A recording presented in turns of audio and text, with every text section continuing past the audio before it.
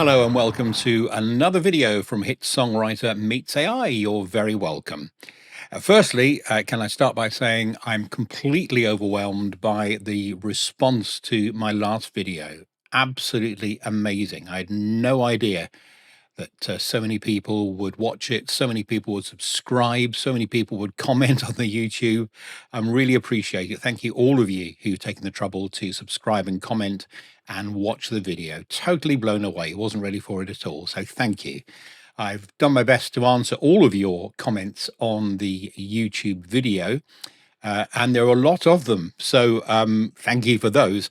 And that's kind of decided on the video I'm going to do today. It wasn't the one I intended to do, but so many of you were asking questions on the channel, on the YouTube channel, about copyright. You're very worried about the whole copyright situation as regards Suno and other AIs, and which bits you own and which bits you don't. And I thought we'd go through that today and try and answer some of those questions. Now, bear in mind here that I'm going from my past experience in the music business, which is long, but things, of course, have completely changed. It's a bit Wild Westy out there now, and it's a bit of a moving feast. So I'm not a lawyer, but I've done my best to try and get the facts straight here and let you know where I think it all stands right now, hopefully with some facts to back that up. So here's a few examples of some of the questions that people asked. New shoes, big blister. I know the feeling, been there. Thank you for the walkthrough. One thing I'm curious about is registering your elements for copyright with the US Copyright Office. Do you video your creation or send them a screen grab or rough audio showing the recording of your human elements? We'll deal with that in the video. John Paul, is there a bit of a quagmire regarding copyright? We'll deal with that. Mr. PR, my lyrics, my melody and chord progressions, do I keep 100% copyright and license? We'll deal with that. Sub says, who owns the parts Suno wrote, which was most of the song parts? No, if you're referring to the last video, Suno didn't write most of the song parts. They didn't write any of the song parts. I wrote the melody and the lyric. Anyway, the question is valid. Who owns the parts Suno wrote, the publishing and mechanical rights? We'll deal with that. And Alex says there's a lot of talk about who owns the song. Since you use Suno as help to compose the song, do you have all the rights to that song and can do whatever you want with it? Real questions and hopefully some real answers for you. Suno didn't really help me compose the song, as I tried to explain in the last video. It came up with a few ideas which I either discarded or used maybe one or two note changes. Like, for example, when it did the vocal, I used some of effectively the session singer doing a bit of a different melody than the one I gave them. But that's what session singers do. That's what session musicians do. If you say to them, give me your best shot, then they'll give you your best shot. And they're normally coming up with parts that you didn't give them. If you look at any of the videos with the great session players like Steve Lukather, a guitarist, or Jay Graydon, very similar, they'll tell you that that's what they're paid for. They turn up to do a part, and you pay them to come up with some genius, and they get paid for that, and they're not part of the songwriting process at that point. You may think that's unfair, but that's the way of the world. Anyway, so let's try and answer some of these questions. Let's go back to basics. The basic mistake is people saying, oh yes, well, I own the track. Well, it's not quite that simple. In music, you don't simply own a track. You're dealing with two separate rights issues. There's the composition, that's the song itself, which is made up of the melody and the lyrics, and you could arguably say the chord sequence. We'll come on to that. And the sound recording, that's the second thing, the master, the actual recorded audio file. Now, this distinction matters because you can own one of them and not the other. For example, you can own the song and not the recording. You can own the recording, but not the song. Or if AI created too much of it, you might own a lot less than you actually think. So let's start with the composition. This is what you create as a songwriter. It's the underlying musical work. And if you've done the melody and the lyrics, then you own the specific melody and lyrics, the human creative choices that you made. Now, you don't own the chord progressions, common musical building blocks, for want of a better expression. If you play a basic sequence or whatever it might be, say C, A minor, F, G, or whatever the chord sequence might be, you don't own that chord sequence. If you did, there'd be all kinds of trouble. Loads of songs over the years use the same chords. People have been writing books on it for years. So here's the important point. Copyright, the word copyright, only starts when the work is fixed. So what do we mean by fixed? Well, that means written down, recorded, saved as a voice memo maybe, or captured in a file. Now, obviously, an idea in your head isn't protected. That may sound obvious, but it does matter. A simple melody, though, hummed into your phone or your computer is actual evidence. So before you move on to using AI, record what I'll call version 0, the ground zero version, whether that's a rough voice memo, a lyric draft, a melody sketch, anything that can prove that the song started with you. So that's the song. The sound recording we mentioned, the second part of the copyright, the master, that's very different from the song, the melody and the lyric. It's the actual audio file, the master. And this may be news to you, but traditionally the owner of the sound recording is usually the person or the company that arranged for the recording to be made. That could be a producer, a label, a studio, the person paying, the person organizing the session, which you might think is obvious, but think about this. Here's the trap. You can own 100% of the song, the melody and the lyric, but you can own 0% of the recording. So let's say you write a song, you write a melody, you write a lyric, you go off to a producer's studio, they record the track. Now, you own the song at that point, but they would own the particular recording. Now, that means they can't release your song without your permission, but you may not be able to use their recording without their permission. So both sides can end up a bit stuck, and that's why written agreements matter. It's different, of course, everywhere you go in the world. This is going to be a theme that recurs throughout this. Every country has their own different rules, but let's try and narrow it down. In the UK, Australia, and the EU, a freelance producer might well be the first owner of the recording they make, unless there's a written agreement saying otherwise. Even if you paid them, you might still need a signed copyright assignment. In fact, you should get a signed copyright assignment to transfer ownership of the recording to you. The US, bit different. It can be different there because of work made for hire. So if the producer signs a proper work made for hire agreement before starting, then the person hiring them may be treated as the owner from the beginning. But you can't assume it. It must be handled properly in writing. Okay, so that's kind of old school. Now, the first fixation, we'll call it, the first fixation trap, where you fix the song in time, fix the track in time. This is really important with AI. Strictly speaking, the issue isn't that you automatically would lose any copyright if AI touches your song. The issue is proof. Now, if the first time your melody even exists is inside an AI-generated file, you might struggle later to prove that the composition came from you. So to clarify that, the workflow is quite simple. And actually, it's exactly the workflow we used in our last video. Write the lyric or write the melody, hum or sing it into your phone, into your DAW, save a draft, some notes, a document, and a DAW session.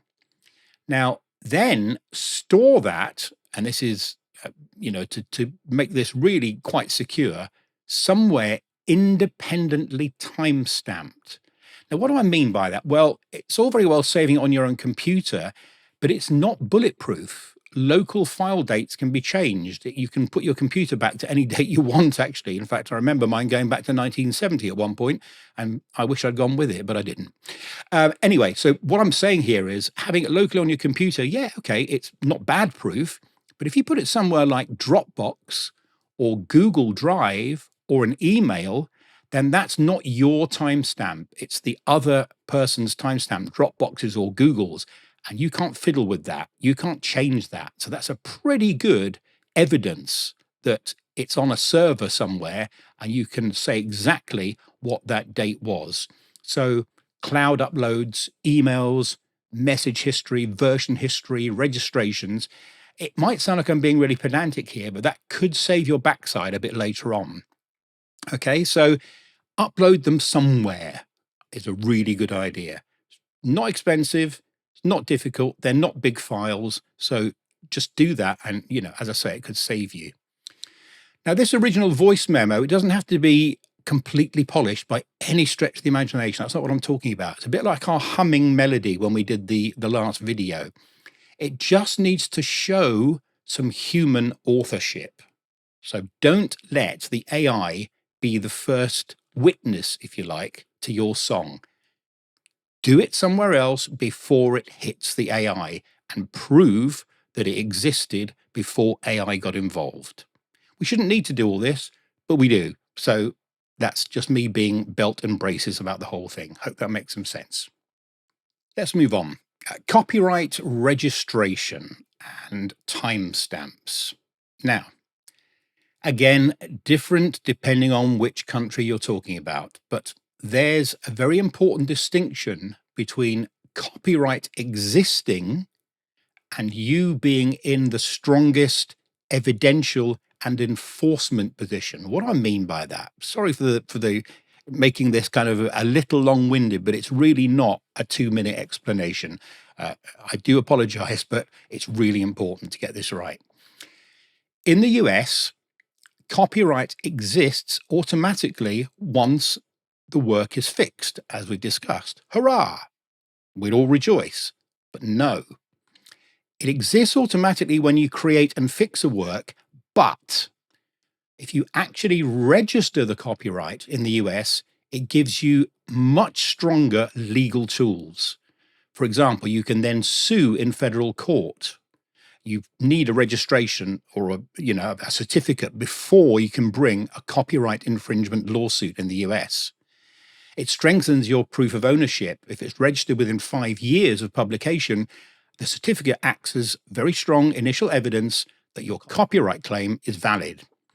It can unlock statutory damages and legal fees if it's registered before the infringement or within 3 months of publication. You might be able to claim statutory damages or even attorney's fees. And without this, the suing may be less worthwhile. And a bit of a box tick, it can satisfy the Library of Congress deposit rules. US law separately requires copies of the published works to be deposited with the Library of Congress. So when you register with the Copyright Office, that satisfies that requirement as well as part of the registration. And of course, it creates a public record. It tells the world who claims the ownership, making any licensing or disputes easier to handle.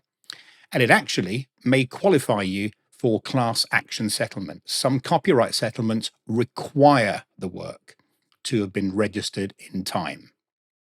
So how do you go through this process in the US? Well, you go to their online US Copyright Office registration portal and you choose a musical work. If you're registering the song, that's the melody and the lyrics, remember, or sound recording if you're registering a master or an audio file.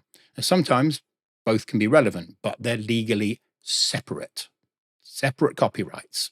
So fill it all in: title, author, claimant, year of creation, date, publication status, who wrote what, and then upload the deposit copy, the lyric sheet, audio file, notation, or the recording being registered. Pay the fee and wait for the certificate. And the Copyright Office itself will summarize the registration as an application, a filing fee, and a copy of the work. Now, be careful. For music and musical composition, registration covers the music and the lyrics, but not the recording. Okay, they're separate things. A sound recording registration covers the recorded performance. So if you're a producer who had nothing to do with the song, then make a sound recording registration. If you're the writer, then make a musical composition registration. Now, AI. If AI is involved, you must disclose it. The Copyright Office in America says applicants have a duty to disclose AI-generated content in work submitted for registration.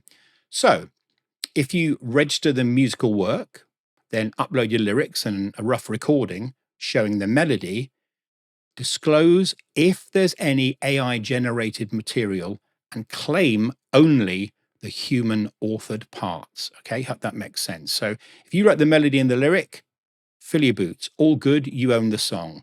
But if, for example, you wrote the lyric and Suno wrote the melody, that's different. You need to disclose that that happened. Complicated, as I said. In the UK, copyright, unbelievably, is and always has been, as far as I remember, automatic. There's actually no official UK copyright register like the US, and no normal filing procedure that you go through before that copyright actually exists. So once an original song is fixed in some form, as we discussed, you don't need to file anything in the UK for the copyright to exist. In the EU, broadly the same. It's automatic. It arises when the work is created. No registration or other formality is required. So there's no EU or UK copyright register right now, which is equivalent to the US Copyright Office. Now, some EU countries, depending on which they are, may offer a voluntary deposit or a registration system, but the evidence is, hard to find onto which ones actually would do that. So, a digital timestamp can help show that a work existed on a particular date, but it's evidence. It's not absolute proof. The strongest position you'd have is a chain of evidence. So we've talked about it. Voice memos, lyric drafts, DAW sessions like Logic or Pro Tools or Ableton or whatever. Bounce mixes, cloud backups, really important. Emails, split sheets, release records.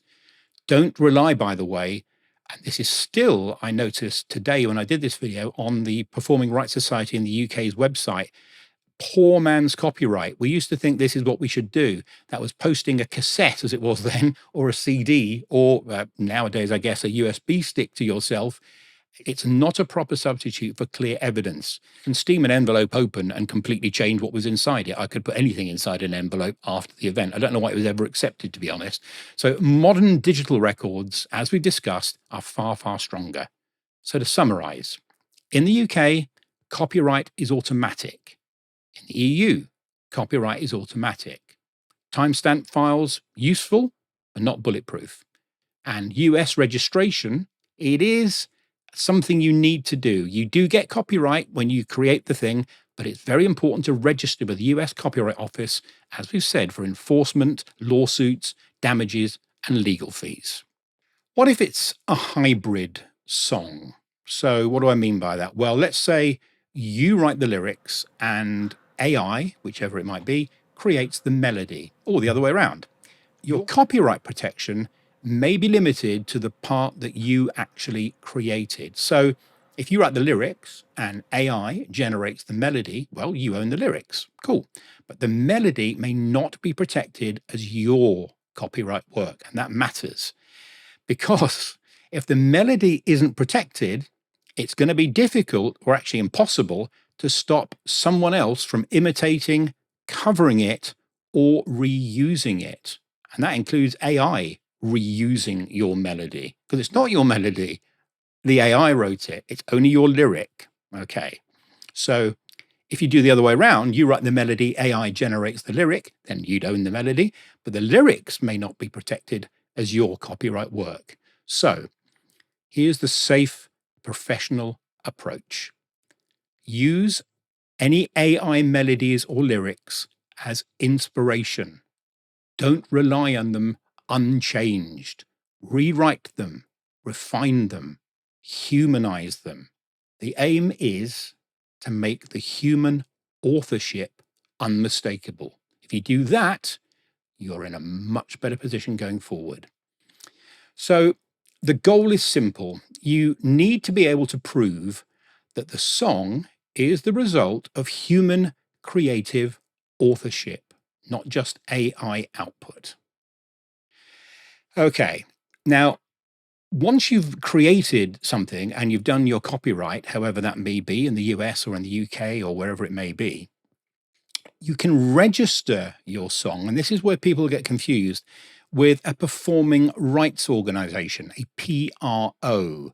Now, this is the society in every country that registers the songs and pays the songwriter or publisher performance royalties. Now, in the UK, that would mean the Performing Rights Society. In the US, the big ones are ASCAP and BMI. So, how do you register with a PRO, with a performing rights organization, when AI is involved? Okay. Well, I'm sorry to tell you that PROs right now, and I've looked into this only this morning, are playing catch up. Their systems were designed for songs written by human writers with the writer shares always adding up to 100%. Anyone who's filled out one of those forms will know exactly what I mean. AI doesn't fit very neatly into their model because it's not treated as a normal co-writer. So if you're registering with a PRO like ASCAP or BMI or PRS in the UK, the rule is simple. Don't list Suno, UDO, ChatGPT, whatever it is, or any AI tool as a co-writer. Register only the human created contribution and disclose the fact that AI was involved, if it was, where the organization gives you a way to do that. And again, this is different. PRS in the UK has the clearest guidance that I saw. If you write the music, for example, and AI generates the lyrics, then PRS says that you'll be able to register the work and then just declare the lyrics as AI. And the same applies the other way around. If you write the lyrics and AI generated the melody, then you register your human created part and just simply declare the other part as AI. The key point is don't pretend you wrote the AI part and do not put the AI down as a writer. Okay, you don't do that as of now. BMI in America, well, they accept partially AI generated works if they meet the US standard for enough human creativity. But it says it doesn't accept fully prompt generated AI songs. And it says an AI company or AI tool owner cannot be registered as a writer, similar to the UK. So if an AI is involved, BMI's position is register the real human writer or writers only and disclose AI use where BMI provides that route for you. And as I say, these forms are changing all the time. They're catching up. ASCAP, they allow also partially AI generated works, but not fully AI generated works. ASCAP, BMI, and SOCAN in Canada define a partially AI generated work as one that combines AI generated musical content with human authorship. So again, register the human writer, not the AI tool, and don't claim that a fully AI created song was human written. So use AI as a tool, not as the source of the song. This is what I can't emphasize this enough. If AI comes up with a melody or a lyric, treat it as a sketch, an idea, rewrite it, refine it, and make the final version clearly human authored. Keep proof of what you created: voice memos, lyric drafts, DAW sessions, timestamps, emails. Dropbox and online cloud storage will be your friend. If you want international protection, make the human contribution obvious. Now, you may think all of this is nonsense and why would you bother? It just sounds really complicated. And if that's how you take it, then absolutely fill your boots. But there are professionals now coming out of the woodwork all the time saying that they use AI and they are not going to risk their song being copied, stolen, absorbed into a system and reused without some kind of protection. So they're all doing this. So finally, create your evidence. Use AI as the sketchpad. Extract the idea, rebuild it yourself. And if your intention is to release the work, then release what we'll call the clean version, the redone version. Don't confuse an AI demo with a professional asset. Use it for speed and for exploration. But for anything serious, human authorship.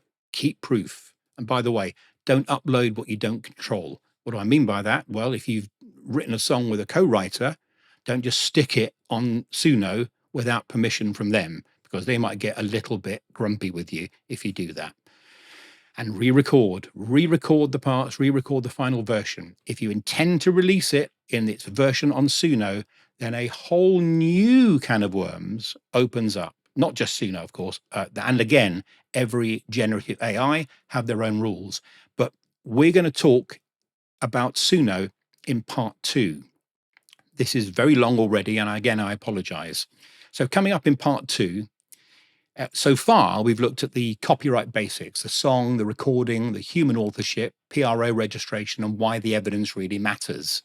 In part two, we're going to move from copyright law into something that's just as important and came up a lot in the YouTube comments. That's Suno's own terms. And you've probably not even read them. Because Suno is not just a creative tool, it's also a contractual platform. That means there are two separate questions. What does copyright law say? And we discussed that. And what does Suno's contract with you say? And by using Suno, you agree to that contract. So in part two, we'll look at why commercial rights are not the same as copyright ownership and why, this is a good thing, uploading to Suno doesn't automatically mean that Suno owns your song. Don't get scared about that. It's nuanced, and we'll explain those nuances when we talk about this in part two. What does Suno's broad license, and believe me, it's broad, actually give them? Why every upload you make to Suno has a legal warranty? What same or similar output really means. They use those terms. And the difference between a dirty Suno demo and a clean, fresh master. Questions like whether you can still pitch the song afterwards if it's on Suno, and what might happen if Suno uses material you uploaded. The conclusion, by the way, is not panic. The conclusion is control. And it comes back to this again. Use Suno to explore ideas, test sounds, and as a sketchpad. Create your own evidence, your own human version, and your own fresh master. And that's where we're going in part two. Again, apologies for how long-winded this has been. I hope it made some kind of sense. You may want to watch it back a couple of times because there are some complex things going on in here. But I've done my best to try and explain it as best I understand it, given where we are in the world today. And I've done my research. I've looked all this stuff up. I've looked at all the PRO's websites and all the rest of it. So these are all factual things. But I'm not a lawyer. If I've said something there that you maybe think isn't 100% correct, then by all means, let me know in the comments. But I hope it's helped you.